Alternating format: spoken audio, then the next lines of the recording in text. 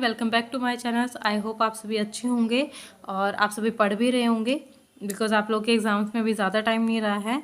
All of the student who are preparing for the 10th exams और also for the 12th exams, all the best to all of the students because अभी time बहुत कम रह गया है। So keep learning. सो आज की video में हम स्पेसिफिकली बात करने वाले हैं chapter number 15 class 10th our environment. ठीक है, जैसा कि इसका नेम इंडिकेट कर रहा है आपको इन्वायरमेंट, मतलब हम जब सब कुछ किसके बारे में पढ़ने वाले हैं, इन्वायरमेंट के बारे में पढ़ने वाले। ठीक है, ये आपने एसएस के अंदर भी और पहले वाली क्लासेस में भी थोड़ा बहुत सभी ने पढ़ा हुआ है। ठीक है, बहुत ईजी चैप्टर है। देखो, इन्वायरमेंट वर्ड सभी पीपल ने यूज़ किया है हमारे अपनी लाइफ में। ठीक है, चाहे वो न्यूज़पेपर में पढ़ा हो आपने, चाहे आपने टीवी में सुना हो, चाहे आपने एक दूसरे से बातें करते टाइम आपका इन्वायरमेंट वर्ड का यूज़ हुआ।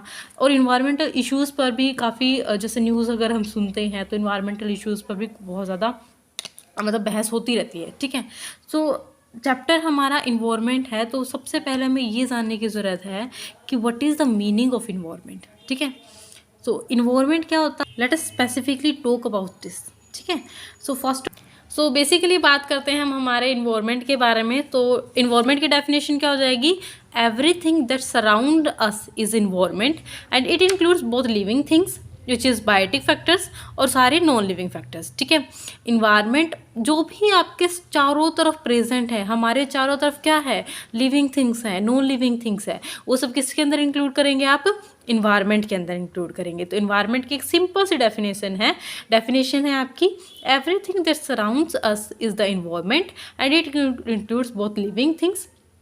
बायोटिक क्यों यूज़ किया यहाँ पर, because bio means life which is living things. ठीक है, and non living things which is abiotic. ए मैंने आप लोग को पहले भी बताया है, absence, bio means life, life का अब्सेंस होना that means non living things. तो जो भी हमारे चारों तरफ क्या चीज़ें प्रेजेंट है, लिविंग चीज़ें हैं चाहे नॉन लिविंग चीज़ें हैं, दैट मीन्स बायोटिक फैक्टर्स हैं चाहे नॉन लिविंग बायोटिक फैक्टर्स हो चाहे ए बायोटिक फैक्टर्स हो, किस में इंक्लूड किए जाएंगे, आपके इन्वायरमेंट में। ठीक है, I hope this definition is clear to all of you. Next definition आती है आपकी इकोसिस्टम। तो इकोसिस्टम होते हैं, अब देखो, अब हमारे इन्वायरमेंट में अगर हम रहते हैं, नेचर ने हमें भेजा है, मतलब नेचर में हम एग्जिस्ट करते हैं, तो हम हमारे आसपास की चीज़ों के साथ इंटरेक्ट भी करेंगे। तो उसी इंटरेक्शन की जो प्रोसेस होती है उसको बोलते हैं हम इकोसिस्टम। ठीक है, तो it is an structural and functional, ये तो सबसे पहले मोस्ट इंपॉर्टेंट पॉइंट है। ये आपका बहुत बार एग्जाम में 1 नंबर में पूछा भी जाता है कि what is the structural and functional unit of our nature. तो ecosystem is the structural and functional unit of our biosphere और नेचर। ठीक है, डेफिनेशन क्या हो जाएगी, it is the interaction of organism with the biotic factors और abiotic factors called as ecosystem. ठीक है, हम ऑर्गेनिजम्स का हमारी बायोटिक फैक्टर्स के साथ और ए बायोटिक फैक्टर्स के साथ इंट्रैक्शन करने की जो प्रोसेस होती है, उसको वो जो प्रोसेस करते हैं हम, वो किसके अंदर इंक्लूड की जाती है, हमारे इकोसिस्टम के अंदर। ठीक है, इन्वायरमेंट क्या था, जो भी हमारे चारों तरफ सराउंडिंग में जो चीज़ें प्रेजेंट होती है उसको क्या बोलते हैं, हम इन्वायरमेंट बोलते हैं। और जो हमारे उन इन्वायरमेंटल फैक्टर्स के साथ जो इंट्रैक्शन जो हम करते हैं वो किसके अंदर इंक्लूड किया जाता है, आपका इकोसिस्टम के अंदर इंक्लूड किया जाता है। ठीक है, I hope this is all clear to all of you. Next आ जाता है आपका type of ecosystem. So ecosystem is divided into 2 parts which is natural ecosystem और आर्टिफिशियल इकोसिस्टम। नेचुरल इकोसिस्टम क्या होता है, इसके नेचुरल के नाम से इंडिकेशन हो रहा है, नेचुरल मतलब नेचर से रिलेटेड, ऐसा इकोसिस्टम जो हमारे नेचर ने खुद से प्रोड्यूस करके हमें दिया उसको क्या बोलते हैं, हम नेचुरल इकोसिस्टम बोलते हैं, मतलब जो हमारे नेचर में ऑलरेडी प्रेजेंट होता है। ठीक है, the ecosystem which occur in our nature on its own, या फिर यहाँ पर ऐसे भी लिख सकते हो आप, the ecosystem which exist in our nature by themselves, जो अपने आप से पहले से प्रेजेंट है उसको क्या बोलते हैं आप, नेचुरल इकोसिस्टम बोलते हैं। जैसे आपका फॉरेस्ट हो गया, लेक हो गया, ओशंस हो गया, सीज हो गया। एक बात ध्यान रखिएगा, ocean seas is included in the natural ecosystem. लेकिन अगर बात करते हैं हम किसकी, पोंड की अगर बात करें, तो पोंड बच्चों, आपका पोंड आर्टिफिशियल तरीके से प्रोड्यूस किया जाता है। तो पोंड को आप किस में इंक्लूड करोगे, नेचुरल इकोसिस्टम में आप कभी भी किसको नहीं इंक्लूड कर सकते, पोंड को इंक्लूड नहीं कर सकते, बिकॉज पोंड को आपने खुद प्रोड्यूस किया है। वो क्या हो जाएगा, किसका एग्जाम्पल होगा, पोंड, आर्टिफिशियल इकोसिस्टम का। तो नेचुरल इकोसिस्टम की क्या डेफिनेशन हो जाएगी, the ecosystem which occur in our nature on its own और by themself is known as natural ecosystem. जैसे फॉरेस्ट हो गया, लेक हो गया, ओशंस हो गया, ये किसके एग्जाम्पल हैं? आपके नेचुरल इकोसिस्टम के हैं। नेक्स्ट आपका आ जाता है आपका क्या? Artificial ecosystem. आर्टिफिशियल, जैसे मैंने आप लोग को अभी भी एग्जांपल बताया था पोंड का, पोंड किसके अंदर इंक्लूड किया जाता है? आर्टिफिशियल इकोसिस्टम के अंदर। तो आर्टिफिशियल क्या हो जाएगा? ऐसा इकोसिस्टम, आर्टिफिशियल से वर्ड समझते हो जो खुद से प्रोड्यूस किया गया हो, ठीक है, जिसमें मैन में इंट्रैक्शन होने लगता है ना, ह्यूमन बीइंग का इंट्रैक्शन होता है, उसको आर्टिफिशियल इकोसिस्टम के अंदर इंक्लूड करते हो। आर्टिफिशियल इकोसिस्टम की डेफिनेशन देख लेते हैं एक बार। Man made ecosystem, or we can say that the ecosystem which produce artificially or which can produced by human beings is known as the artificial ecosystem.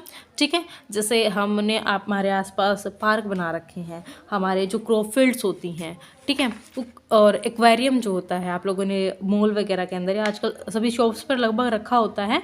अगर किसी बच्चे को एक्वेरियम का नहीं पता तो मैं आपको एक बार रिमाइंड करवा देती हूँ। आप लोगों ने एक ग्लास में इस तरीके का स्ट्रक्चर देखा होगा जिसमें सभी के जैसे आर्टिफिशियल तरीके से इसमें पत्थर, आपने रॉक पार्टिकल्स देखे होंगे, फिर आर्टिफिशियल प्लांट देखे होंगे और फिश इसमें इधर उधर तैरती रहती हैं, उसको आप क्या बोलते हैं? एक्वेरियम बोलते हैं। तो ये किसका एग्जाम्पल होता है एक्वेरियम? आर्टिफिशियल इकोसिस्टम का। Artificial ecosystem is the man made ecosystem which can produced by the human beings और which can produced by artificial, उसको हम क्या बोलते हैं? आर्टिफिशियल इकोसिस्टम बोलते हैं। ठीक है, I hope all of the definition is clear to all of you. मैं आप लोग को एक बार रिवाइज करवा देती हूँ। इन्वायरमेंट क्या होता है? सारी चीज़ें जो हमारे किस में प्रेजेंट है, हमारे सराउंडिंग में जो चीज़ें प्रेजेंट है वो किस में, उसको क्या बोलोगे?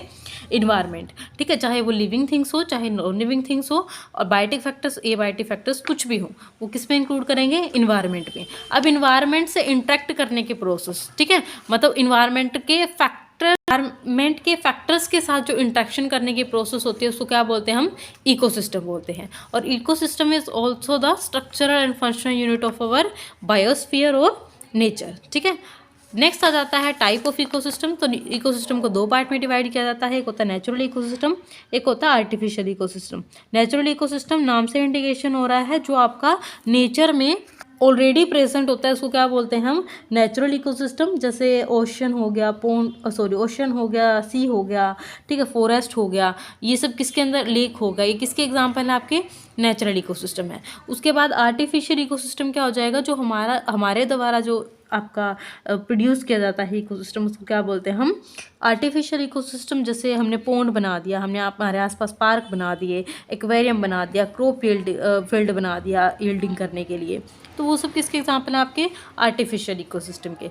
आई होप आपको सभी डेफिनेशन समझ में आई होंगी। नेक्स्ट जो डेफिनेशन है मैं आपको नेक्स्ट वीडियो में करवा दूंगी क्योंकि ये वीडियो काफ़ी लंबी हो जाएगी। इस वीडियो को यहीं तक रखते हैं।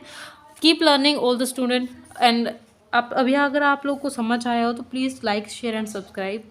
Till then stay safe, stay healthy, bye bye.